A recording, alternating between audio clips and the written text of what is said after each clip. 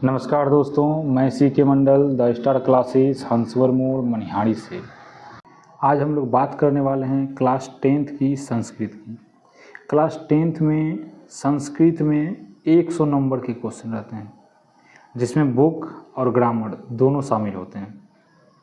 आज का जो विशेष वीडियो है यह क्लास 10th के बुक पर आधारित होगा। ठीक है, बुक से यदि देखा जाए तो साधारण रूप से लगभग 50 क्वेश्चन रहेंगे, सब्जेक्टिव और ऑब्जेक्टिव दोनों तरह के प्रश्नों को मिलाकर। तो बुक से आज हम लोग पाटलिपुत्र जो चैप्टर है, दूसरा चैप्टर, इनका केवल थ्योरी समझेंगे और इनके क्वेश्चन आंसर को लघु उत्तरीय, दीर्घ उत्तरीय और ऑब्जेक्टिव टाइप प्रश्नों को अगले वीडियो में सॉल्व करेंगे। तो चलिए बिना समय गवाए शुरू करते हैं आज की इस वीडियो को। और हाँ, अगर वीडियो अच्छा लगे तो लाइक एवं शेयर जरूर कीजिएगा और सब्सक्राइब करना बिल्कुल भी नहीं भूलिएगा। तो चलिए शुरू करते हैं आज के इस वीडियो को। पहले हम लोग जान लेते हैं परिचय। ठीक है, पाटलिपुत्र जो है इसका परिचय क्या होगा। ठीक है, बिहार राज्य की राजधानी पटना सभी समयों में महत्वपूर्ण रहा है। यदि बात कर ले बिहार राज्य की राजधानी जो है, इनका कार्यकाल, ठीक है, इनका काल अगर देखा जाए तो ये सभी काल में महत्वपूर्ण रहा है। ठीक है, सभी कालों में ये महत्वपूर्ण रहा है। इसका इतिहास लगभग 2500 वर्ष पुराना है। कितना वर्ष पुराना हो जाएगा? लगभग 2500 वर्ष पुराना होगा इनका इतिहास।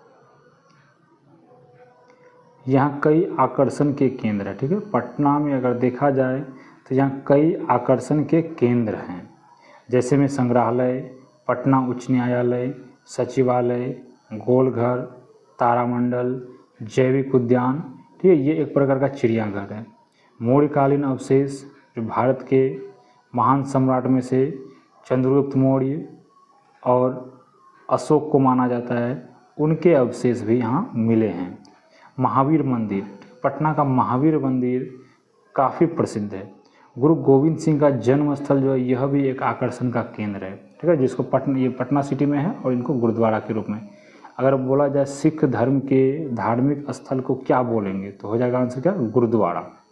और ये गुरु गोविंद सिंह का जो जन्म स्थल है वह कहाँ है? तो पटना सिटी में है। ठीक है, पटना में ही, पटना सिटी में है।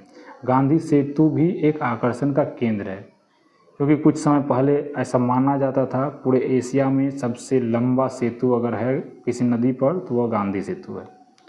यहाँ कई विद्वानों ने ज्ञान अर्जन करके देश विदेश में प्रसिद्धि पाई, जैसे पाणिनि। ठीक है, यहाँ कई विद्वान ज्ञान अर्जन किए और प्रसिद्धि पाए। उनमें से आप याद रखिएगा पाणिनि, जो पहला संस्कृत व्याकरण तैयार किए थे। केवल पहला संस्कृत व्याकरण ही नहीं, किसी भी भाषा का पहला व्याकरण तैयार करने वाला जो व्यक्ति होगा वह होगा पाणिनि, और वो था संस्कृत भाषा के विद्वान। ठीक है, एक पिंगल, एक वरुचि है, पतंजलि। अब पतंजलि के विषय में आप जान रहे होंगे, एक कंपनी है बाबा रामदेव की। तो वह एक कंपनी है क्योंकि वो योग के अच्छे गुरु हैं, और पतंजलि जो है कि योग के संस्थापक हैं। ये पतंजलि ये व्यक्ति हैं, ये प्राचीन काल में योग के संस्थापक थे। ठीक है, और बाबा रामदेव भी योग अच्छे से जानते हैं, इसलिए उनके गुरु अगर बोला जाए रामदेव के, बाबा रामदेव के अगर गुरु, तो वो पतंजलि को मानते हैं। तो उन्हीं के नाम पर उन्होंने एक अलग ब्रांड बना दिए हैं जिनका नाम पतंजलि रखा गया है। उसमें बहुत सारे प्रोडक्ट हैं। ठीक है, नेक्स्ट हम लोग बात कर लेते हैं। यहाँ कई विदेशी यात्री भी आए, जैसे मेगास्थनीज। ठीक है, ये यूनान से आए थे। विदेशी यात्री में मेगास्थनीज यूनान से आए थे, ये चंद्रगुप्त मौर्य के दरबार में आए थे। एक फाहियान है, इत्सिंग है, वेनसांग है। ठीक है, ये सभी फाहियान, इत्सिंग, वेनसांग ये सभी चीन से आए थे। आप इनको भी याद रखिएगा। ये सभी यात्री कहाँ से आए थे और पूरे भारत में आए, तो मतलब कि जगह उनका कहाँ होगा? तो इत्सिंग, फाहियान, वेनसांग ये चीन से आए। मेगास्थनीज कहाँ से आए थे? ये यूनान से आए थे। अब हम लोग बात कर लेते हैं पाटलिपुत्र जो चैप्टर है उनका सारांश क्या होगा। अभी तक तो हम लोग परिचय जान रहे थे, अब जान लेते हैं सारांश में। तो प्राचीन भारतीय नगरों में से एक है पटना। ठीक है, एक क्या है? प्राचीन भारतीय नगरों में से एक नगर है पटना, जो कि कहाँ स्थित है पूछा जाए तो ये गंगा नदी के किनारे स्थित है। क्या हो जाएगा? गंगा नदी के किनारे स्थित है, बसा हुआ है। इनकी जानकारी, ठीक है, इसकी जो जानकारी है वो दामोदर गुप्त की काव्य ग्रंथ कुटनिम तरनी, ठीक है, यहाँ सॉरी एक गलत हो गया थोड़ा सा, इसको सही कर लिया, कुटनिम तरनी। ठीक है, एक ग्रंथ है कुटनिम तरनी, उनसे मिलती है। तो आप याद रखिएगा कुटनिम तरनी जो बुक है यानी ग्रंथ है, यह किस प्रकार का ग्रंथ है, तो यह काव्य ग्रंथ है, ठीक। और इनके लेखक कौन है, तो दामोदर गुप्त है। और इसमें किसकी जानकारी मिलती है, तो यह जानकारी मिलती है कि पटना किस नदी के किनारे है, तो कौन सा नदी होगा, गंगा नदी। नेक्स्ट हम लोग बात कर लेते हैं भगवान बुद्ध के समय, ठीक है। भगवान बुद्ध के समय गंगा नदी के किनारे एक छोटा सा गांव पाटलिपुत्र था।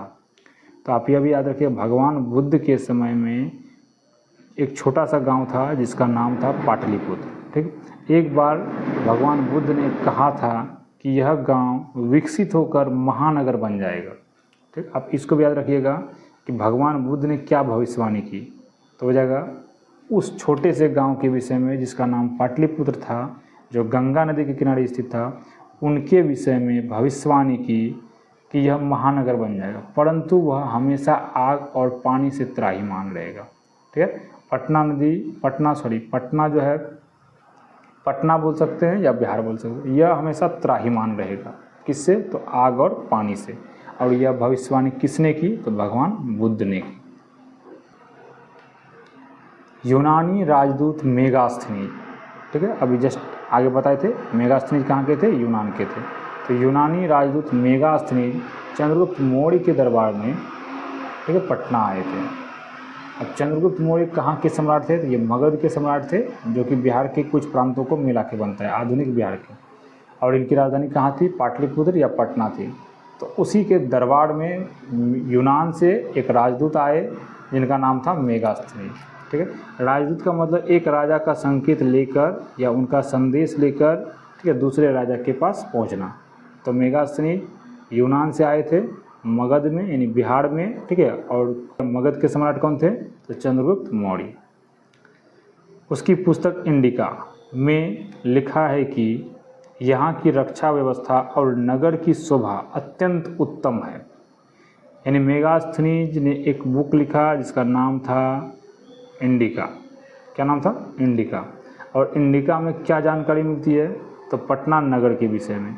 इस नगर की जो शोभा व्यवस्था है, रक्षा व्यवस्था है, यह अत्यंत उत्तम किस्म की है। नगर की शोभा भी काफ़ी उत्तम है। इनकी जानकारी मिलती है इंडिका पुस्तक से। और इंडिका के लेखक कौन है, मेगास्थनीज। मेगास्थनीज कहाँ से आए, यूनान से। और वह किसके दरबार में आए, चंद्रगुप्त मौर्य के दरबार में। इतने सारे क्वेश्चन इस पॉइंट से मिल रहे हैं। नेक्स्ट हम लोग बात कर लेते हैं कवि राजशेखर। कवि राजशेखर ने अपनी पुस्तक, ठीक है, यहाँ अपनी होना चाहिए, अपनी पुस्तक में जानकारी दी है कि पटना में प्राचीन शाश्वती परंपरा, शाश्वती भी बोल सकते हैं, सरस्वती भी बोल सकते हैं, ठीक है। प्राचीन शाश्वती परंपरा या सरस्वती परंपरा प्रचलित थी। यहाँ के कई विद्वान विख्यात हुए, जैसे मेगास्थनीज, फाहियान, इत्सिंग, वेन्सांग, जिसकी जानकारी अभी हम लोग पढ़ रहे थे परिचय में। पुराणों में पटना को पुष्पपुर या कुसुमपुर कहा गया है। इससे हम तर्क दे सकते हैं। अब देखिए, इससे हम क्या तर्क दे सकते हैं। अब ये जो पुष्पपुर है, ये फूल से लिया गया है, पुष्प का फूल, पुष्प या फूल का जो नगर होगा उसको लेना है। कुसुमपुर, यह भी संस्कृत में एक फूल से जुड़ा हुआ है। तो तर्क दे सकते हैं कि पटना और उसके आसपास के क्षेत्र में फूलों की खेती होती थी, अधिक मात्रा में होती थी। इस कारण से पाटलिपुत्र का नाम पुष्पपुर मिल रहा है, उनका नाम कुसुमपुर मिल रहा है। और पाटलिपुत्र जो है ये पाटल पुष्पम से लिया गया, ठीक है। पाटल का मतलब होता है गुलाब, ठीक है। अब पाटल मतलब गुलाब और पुत्र मतलब बेटा, यानी कि गुलाब का बेटा। पाटलिपुत्र का यदि अर्थ पूछा जाए कि पाटलिपुत्र का अर्थ क्या है, शाब्दिक अर्थ क्या है, तो हम कह सकते हैं पाटल पुष्पम से लिया गया है पाटलिपुत्र, यानी गुलाब का बेटा। तो रियल आंसर क्या हो जाएगा इसका, गुलाब का बेटा। पाटलिपुत्र में गुप्त वंश के शासनकाल में शरद ऋतु में कोमोदी महोत्सव मनाते थे। कोमोदी भी फूल से संबंधित है। अब आप यहाँ से एक तर्क निकाल लीजिए, पुष्पपुर फूल से संबंधित है, कुसुमपुर फूल से संबंधित है, पाटल पुष्पम यह भी फूल से संबंधित है, कोमोदी महोत्सव यह भी फूल से संबंधित है। तो इससे हम एक निष्कर्ष निकाल सकते हैं कि पूरा का पूरा जो पटना का एरिया है, पूरा क्षेत्रफल आसपास के एरिया को लेना है। उसमें फूलों की खेती अधिक होती थी, इसलिए पाटलिपुत्र नाम रखा गया और वहाँ से विकसित होकर वह बन गया पटना। तो पाटलिपुत्र जो है उनसे विकसित होकर क्या नाम बना था? पटना। और वह कब बना? यहाँ देख लीजिएगा। मध्यकाल में पाटलिपुत्र पटना के नाम से विख्यात हुआ। मुगलों के शासनकाल में इनका उचित उद्धार हुआ, ठीक है, उचित उद्धार हुआ। अंग्रेज़ों के शासनकाल में और विकसित हुआ। विकास का क्रम धीरे धीरे जारी रहा और आज पटना पूरे राजधानी, ठीक है, पूरे बिहार की राजधानी है। यानी हम बोल सकते हैं कि मध्यकाल में पाटलिपुत्र का नाम थोड़ा सा चेंज हुआ और पटना बन गया। और इनका विकास मुगल के काल में भी जारी रहा, अंग्रेज़ों के काल में भी जारी रहा और यह विकास आज भी जारी है। और धीरे धीरे अब यह बिहार की राजधानी, धीरे धीरे नहीं, अभी बिहार की राजधानी है और विकास तो जारी ही है। यहाँ कई दर्शनीय स्थल हैं, जैसे अब यहाँ कई दर्शनीय स्थल हैं, जैसे अब यहाँ जो अभी आप परिचय में दर्शनीय स्थल को पढ़े थे, उन सभी दर्शनीय स्थलों के नाम लिख सकते हैं कि पटना में कौन कौन से दर्शनीय स्थल हैं। ये सभी जानकारी हमें, ठीक है, थ्योरी के रूप में पाटलिपुत्रम चैप्टर से मिल रहे हैं, जो संस्कृत के अध्याय 2 में है। और इसके विषय में बहुत सारे क्वेश्चन इससे जुड़े हुए आते हैं, ठीक है। और अगला जो इससे जुड़ा हुआ जो जितने भी क्वेश्चन हैं ऑब्जेक्टिव और सब्जेक्टिव, इनको हम अगले वीडियो में कवर करेंगे। तब तक के लिए धन्यवाद।